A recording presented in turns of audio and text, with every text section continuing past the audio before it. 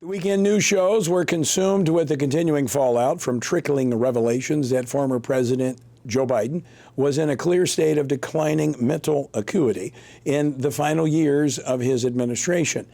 But are these news shows and their journalists part of the cover-up that occurred in the Biden administration's final years? Also, a lot of focus on the Supreme Court ruling of the use of the Alien Enemy Act to deport Venezuelans. Is the court letting illegals roam the country? Joining me now with a look at the news stories going into this week are two members of the Washington Stand team, Editor-in-Chief Jared Bridges and Editorial Director and Senior Writer Suzanne Bowdey. Jared, Suzanne, welcome back to Washington Watch. Thanks for joining me on this Monday. Thanks, Good to be Tony. back. Let's start with something that I heard quite a bit about over the weekend.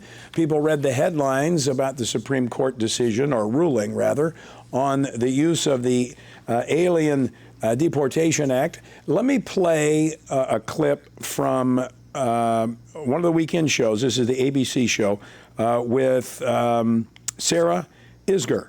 And so play clip number 9, please. Is the Supreme Court turning against Trump? The Supreme Court, including the conservative members of that court, are becoming increasingly clear to quote... Not two of them. There were two on the other... That's true. To quote future Metro Boomin, like, we still don't trust you. That is the message they are sending to this administration. So much of that opinion was about not trusting what the administration was telling them. All right, again, that was from ABC this week. Suzanne, are people misreading the court ruling?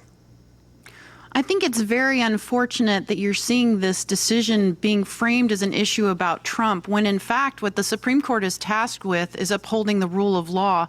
And in this instance, I think the Supreme Court is being very misunderstood. If people look beyond the headlines, and unfortunately I think too many people don't, they just take the headlines at face value, what they would see is that the Supreme Court didn't say that Donald Trump couldn't deport Venezuelans under the Alien Enemies Act. It just said we need to take a pause and see if he's doing so legally.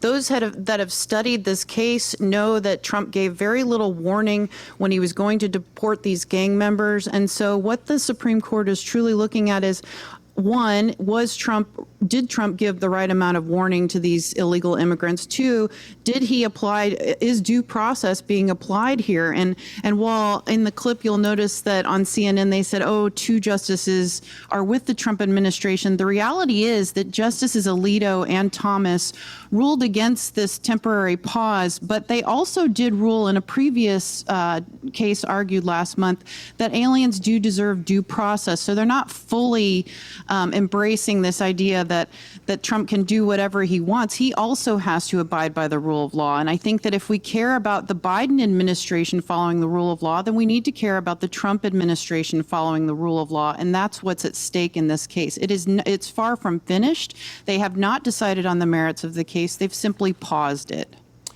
But to be clear, Jared Bridges, they're not opening the floodgates for illegals to come in the country or to roam. These remain detained. Right.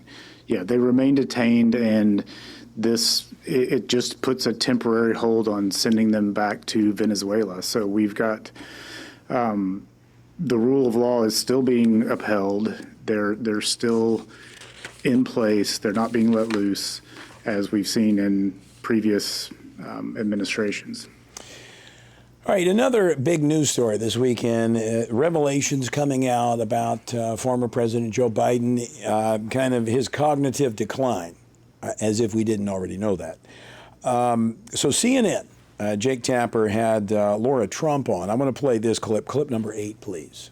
I think what we see on stage with Joe Biden, Jake, is very clearly a cognitive decline. Okay. That's what I'm referring to. It makes me uncomfortable you are to watch somebody on stage search for it's so amazing. It's so amazing to me and try and figure out an answer. A cognitive decline. Well, when you're trying to tell me that what I was suggesting was I think that you were mocking his stutter. Yeah, I think you were mocking his stutter, and I think you have absolutely no standing to diagnose somebody's cognitive decline. Okay, I play that clip because that goes back to 2020. I play this clip because Jake Tapper it's coming out in this tell-all book that he was actually a part of covering some of this up. Jared Bridges.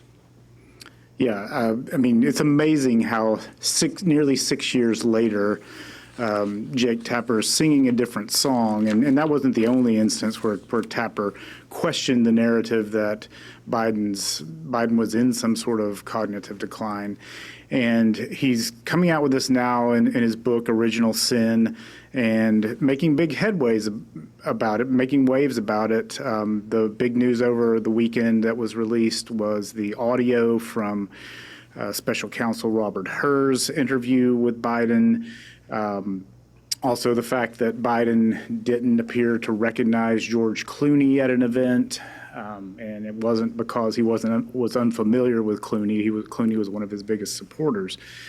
And this all comes out today, where yesterday you have President Biden announcing that he has prostate cancer in advanced stages. And that is devastating news to have to announce, to put down this narrative that was coming out just over the weekend earlier about how there had been a cover-up over the president's decline.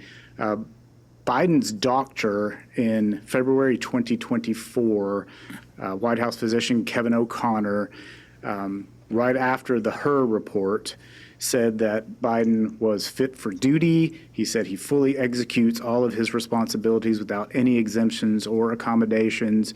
You had people like Jake Tapper and other media outlets vouching for him. They would go after the Trump administration or Trump campaign when they would make comments about or even question Biden's mental acuity. So there has been something going on here where we haven't been told the entire story. So, Suzanne, why now? Why are they coming forward with this information? I'm sure to cover their own tracks. The media is responsible for actually propagating this narrative that Biden has been okay all this time in order to hang on to power for the Democratic Party. I also think not enough blame has been thrown at the feet of Democrats, including those in the White House who've been around his inner circle a lot, but also Chuck Schumer. Over the weekend, or a little before the weekend, we saw him on CNN saying, look, I don't want to talk about this when he was pressed about Biden's mental ability. He said, I just think we need to move forward. Well, that's a very hypocritical stance, considering that the Democratic Party hasn't wanted to move forward when it comes to Donald Trump. When he was out of office, did we see them leave him behind? No, they pursued him with relentless lawfare.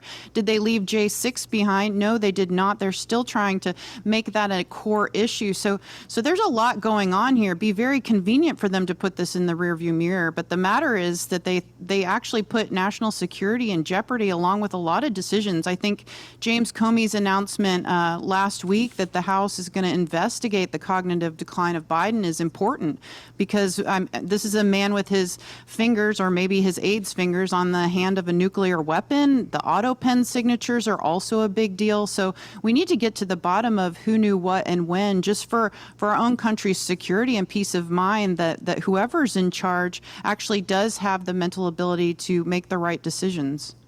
All right, I'll put a pin in that for just a moment. I do want to mention that with the news that Jared mentioned, that Joe Biden over the weekend released the diagnosis that he has advanced and aggressive prostate cancer. We certainly want to be praying for him and his family, and we understand the significance of those health challenges, especially someone at that age.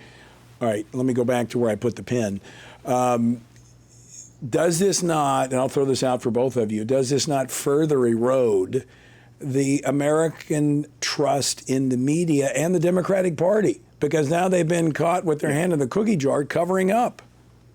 Yeah, well, and, I think and it's a not lot of just people that. will be. Sorry, go ahead, Jared. Well, yeah, it's not just that. It's the fact that they have put their leader and not honored him properly. Leviticus 19:32 says, "You shall stand up before the gray head and honor the face of an old man, and you shall fear your God. I am the Lord." And they have not honored him properly. They have put him forth to run again when I think it's becoming increasingly clear that he was not able to do that. So the trust gap, you wonder why the American people didn't trust them in the 2024 election. Maybe that has something to do with it. Well, I would pin that squarely on the family. I mean, his wife should have never let him step into that public light again. They should have, like Nancy Reagan, I think was I didn't agree with her on a lot of stuff, but I did agree with the relationship she had with President Reagan and how she cared for his image and his, that he was not in any way humiliated by stepping into the arena once that mental decline began. Suzanne, I mean, this does go right at the heart of the trustworthiness of the media, in that they were covering up, they were complicit in this, and now this is coming out that they all knew this. Absolutely. And we've seen just in February when Gallup polled this question most recently, how much do the American people trust the media? And it's at a 5-decade low. We're looking at only a third of the country, less than a third, who actually trust the media. And one of the really sad side effects of that is, as this cancer diagnosis comes out, I'm sure that we aren't the only ones wondering, how long have they known about this? Is this something that he was plagued with while he was in office? Was the plan just to reelect him, and then if the cancer did get it more aggressive, would he be tossed aside for Harris? It raises a lot of questions that we shouldn't be focusing on when we should in fact be praying for that family. Right, and was this in fact rolled out as sympathy to cover up this new tell-all book that's out there? Jared, speaking of we just have about 2 minutes left. Speaking of the lack of credibility and trustworthiness of the media, this past Saturday, a bombing happened in Palm Springs, California at a fertility clinic. Before any of the facts were known, some in the legacy media were quick to insinuate that a pro-lifer potentially committed this act of terrorism. But in fact, it was not. It was the opposite. Yeah, the alleged suspect, it looks like now, was an antinatalist, someone who didn't believe that humans should continue to procreate, and it just shows how irresponsible journalism can easily lead the wrong way very quickly. On Saturday, before the facts were known of who did this, ABC News' chief investigative correspondent Aaron Katursky said he concluded his report by saying President Trump has pledged to expand access to IVF, but he has faced backlash from some in the Christian conservative movement who are opposed to the loss of embryos during the process. CNN as well on Saturday put a line in their article that said IVF and the practice of discarding embryos has been the subject of some conservative religious criticism. Now, they didn't know who did this. It's just sort of offhanded speculation, and we know that is dangerous. And Suzanne, there are alternatives to the legacy media. Absolutely. You're talking to two people that are part of one of those at thewashingtonstand.com, where you also have a piece up that I encourage people to read on Trump's Middle East trip. So, yes, please check out thewashingtonstand.com.